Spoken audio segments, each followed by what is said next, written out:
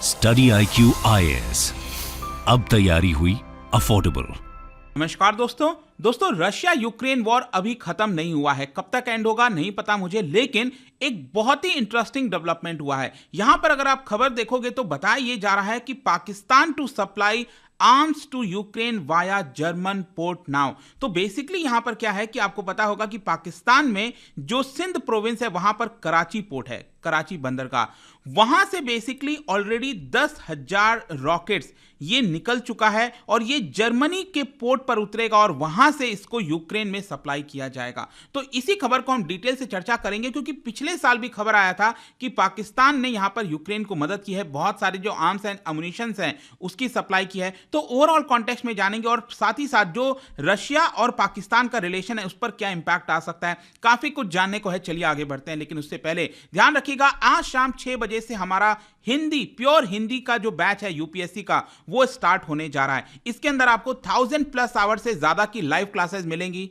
Mains के लिए answer writing practice कराया जाएगा, आपको एक मेंटर अलॉट किया जाएगा। कभी भी कोई भी दिक्कत हो, प्रॉब्लम है, आप अपने मेंटर से पूछ सकते हैं। ये सारी चीजें दोस्तों आपको बहुत कम दाम पर हमारे वेबसाइट ऐप पर जाइए या फिर कमेंट सेक्शन में इसका लिंक दिया, वहां पर जाकर यूज करिए कोड अंकित लाइव, ताकि आपको मैक्सिमम डिस्काउंट मिल सके और ये प्योर हिंदी बैच अगर आप 2024 के लिए प्रिपेयर कर रहे हैं तो इसके अंदर ज्वाइन कर सकें। या फिर इसके अलावा अगर आपको बाकी हमारे जो बैचेस, रेगुलर बैचेस चलते हैं, जैसे कि SIP प्लस प्रीलिम्स क्रैक करने के लिए जो बैच है वो 17 फरवरी से स्टार्ट हो रहा है, वो ज्वाइन कर सकते हैं। अगले साल का प्रीलिम्स और मेंस का फाउंडेशन बैच चाहिए, ये ले सकते हैं। जो भी आपको कोर्स लेना है स्टडी IQ पर, आपको वहां पर जाकर यूज करना है कोड अंकित लाइव, ताकि आपको एक्स्ट्रा डिस्काउंट मिल जाए। इसके अलावा और अगर आप MCQs अटेम्प्ट करना चाहते हैं तो मेरे इंस्टा पेज पर जा सकते हैं, वहां पर स्टोरीज में जितने भी MCQs हैं उसको आप अटेम्प्ट कर पाएंगे। चलिए शुरुआत करते हैं और सबसे पहले देखते हैं एग्जैक्टली यहां पर हुआ क्या। देखिए खबर यह आया है, बताया जा रहा है लोगों के द्वारा कि यहां पर जो पाकिस्तान है वो अपना मिलिट्री सप्लाईज यूक्रेन को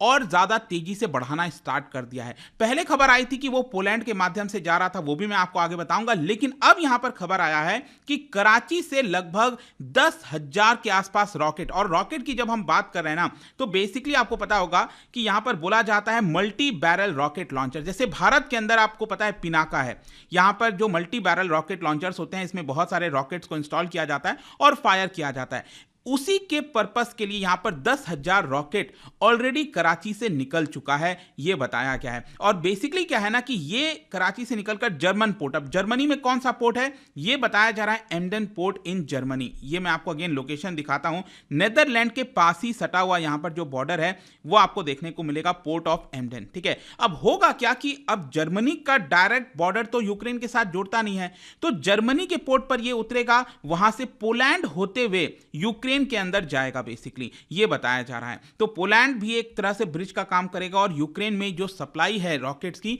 वो यहां पर करी जाएगी। अर्लियर भी यहां पर रिपोर्ट किया गया था कि जो पाकिस्तान है वो थर्ड कंट्री के माध्यम से यूक्रेन में डिफेंस की सप्लाईज कर रहा है। जैसे कि कराची बेस्ड एक शिपिंग फर्म है जिसका नाम है प्रोजेक्ट शिपिंग, वो पिछले महीने ही 146 कंटेनर पाकिस्तान ऑर्डिनेंस फैक्ट्रीज के थ्रू जो सप्लाई किया गया है वो यहां पर पहुंचाया।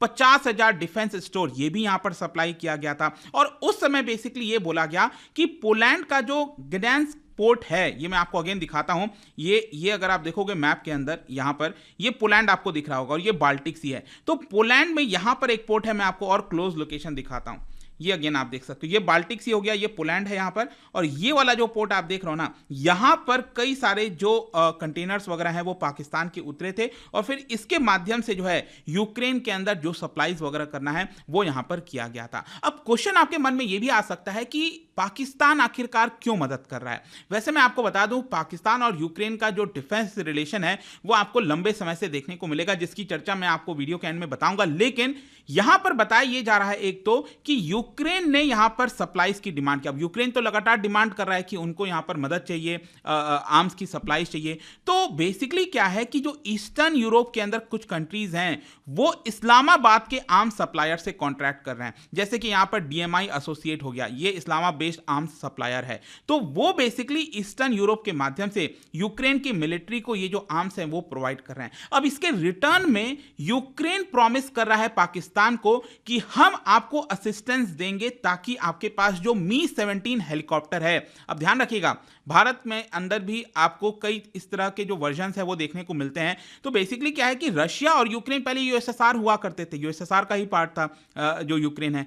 तो बेसिकली यहाँ पर यूक्रेन में अगर आप देखोगे वहाँ पर एक मैन्युफैक्चरिंग फर्म है जो कि एयरक्राफ्ट इंजन्स बनाती है, मरीन गैस टर्बाइंस बनाती है, तो उसके पास ये टेक्नोलॉजी है। तो वो लोग पाकिस्तान को असिस्ट करेंगे, मदद करेंगे उनका जो मी-17 हेलीकॉप्टर है उसको अपग्रेड करने में। तो पाकिस्तान को भी डिफेंस के टर्म में यूक्रेन से कुछ मदद मिलेगी कहीं ना कहीं। इसी की वजह से ये लेन देन का जो एक्सचेंज है उसकी वजह से पाकिस्तान यहां पर मदद कर रहा है यूक्रेन की। वैसे मैं आपको बता दूं कि पिछले साल एक बहुत ही इंपॉर्टेंट खबर आया था, यहां पर इनफैक्ट रशिया ने क्रिटिसाइज भी किया था कि पाकिस्तान जो है वो एक प्रकार से एयर ब्रिज का काम कर रहा है। कहने का मतलब है कि यूके, यूनाइटेड किंगडम, वो यूक्रेन को सप्लाई करना चाहता था आर्म्स वगैरह। तो एक प्रकार से रावलपिंडी में जो नूर खान एयर बेस है उसको एयर ब्रिज के तौर पर बनाया गया। यूके जो है वो आर्म्स की सप्लाईज जो इस रावलपिंडी में यहां पर एयर बेस हो गया, वहां से बेसिकली जो मिलिट्री एयरक्राफ्ट है उसको भेजा जा रहा था रोमानिया के एक एयर बेस पर।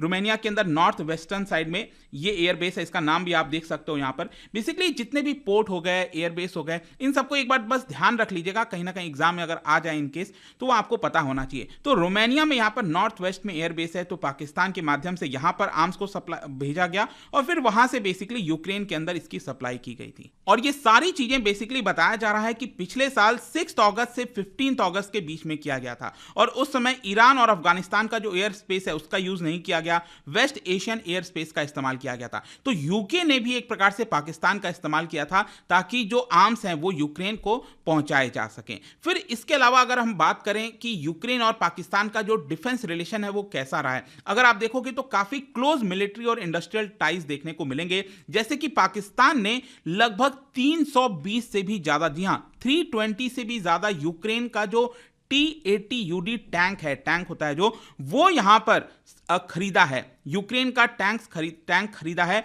जिसमें सारी चीजों को इन्वॉल्व किया गया है, उसका अपकीप हो गया, उसका मेंटेनेंस, स्पेयर पार्ट्स, सारी चीजों को 1991 से 2020 में अगर आप देखोगे इन 20 सालों में तो यूक्रेन और पाकिस्तान ने कंक्लूड किया है लगभग $1.6 बिलियन का जो कॉन्ट्रैक्ट है। आई थिंक ये 30 इयर्स हो जाएगा ना, जी हाँ, 1991 से 2020, 30 साल का ये जो पूरा अगर आप देखोगे तो यूक्रेन और पाकिस्तान के बीच में काफी क्लोज रिलेशन मिलेगा। 2021 में भी लगभग 2 साल पहले जब वॉर की शुरुआत हुई थी उसके जस्ट पहले अगर आप देखिए तो पाकिस्तान और यूक्रेन ने फिर से एग्री किया था कि वो अपने मिलिट्री टाइज को और ज्यादा ऑप्टिमाइज करेंगे, counter terrorism, training, intelligence domain में यहां पर साथ में मिलकर काम करेंगे। तो दोनों के जो रिलेशंस है वो लंबे समय से काफी अच्छे रहे। लेकिन यहां पर अब प्रॉब्लम क्या आ सकता है पाकिस्तान को कि रशिया जो है, अब क्या है कि पाकिस्तान सस्ते दाम पर रशिया से ऑयल खरीदना चाहता है। इनफैक्ट मैं अगर आपको बताऊं तो 20 जनवरी को 8th सेशन हुआ था Pakistan Russia inter governmental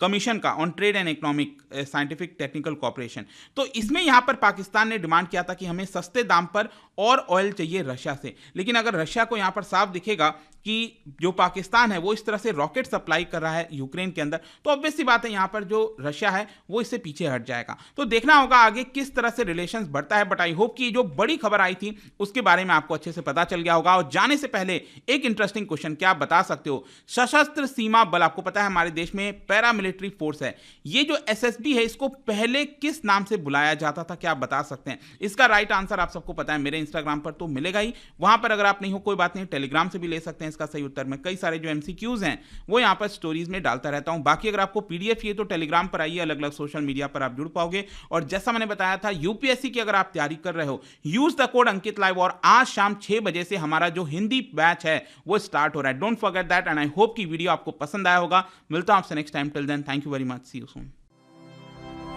study IQ IAS, अब तैयारी हुई अफोर्डेबल।